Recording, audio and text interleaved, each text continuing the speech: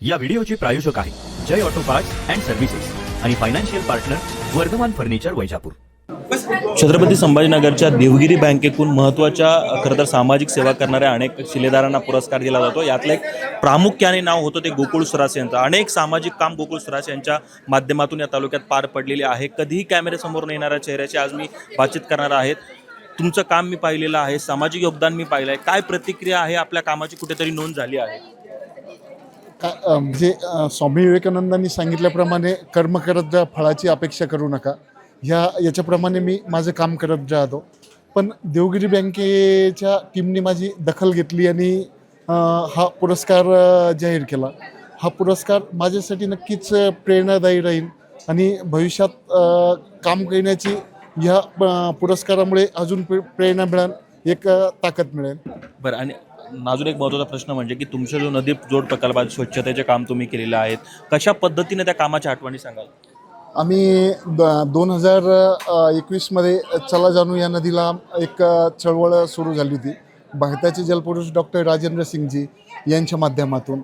तर त्यात आपल्या जिल्ह्यात सगळ्यात लांब असलेली नदी शिवना नदी, जिल्ह्यातून जिल्ह्यात वाहणारी, तिच्यावर काम करण्याची संधी भेटल्यावर आम्ही कन्नड, वैजापूर आणि गंगापूर ह्या 3 तालुक्यामध्ये नदीवर काम केलं।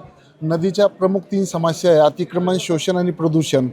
तर शोषण थांबवण्यासाठी पण आम्ही प्रशासकीय स्तरावर प्रयत्न केले, अतिक्रमण थांबवण्यासाठी प्रयत्न केले आणि प्रदूषण रोखण्यासाठी तर पूर्ण प्रयत्न केले। जसं प्लास्टिकचं प्रदूषण असो किंवा कंपन्यातून कन्नडसारख्या शहरातून निघणारं प्रदूषण असो, हे थांबवण्यासाठी आम्ही त्या नदीवर काम केलं आणि यापुढे बी सुरू आहे। सध्या पण आमचं नदीच्या क्षेत्रामध्ये जे 80-90 गावं आहे त्याच्यावर आम्ही टप्प्याटप्प्याने काम करवतो। त्या गावातल्या लोकांशी संपर्क करवतो, अगदी पूर परिस्थिती असो की काही त्या टायमाला आम्ही ह्या लोकांच्या कंटिन्यू संपर्कात राहून अधिकाधिक क्षेत्र पाणलोटात कसं येईल, शेतकऱ्यांना पाणी कसं उपलब्ध होईल, पाणी कसं अडवलं जाईल, नदीचं जे खोरं आहे, तिच्या उपनद्या आहे, त्यांच्यामध्ये बदल करून त्या पुन्हा 12 कसे वाहतील यासाठी आमचा प्रयत्न सुरू आहे। बरं, खरं तर आता पुरस्कार मिळाला आहे, कसा आत्मविश्वास वाढला आहे कामाचा?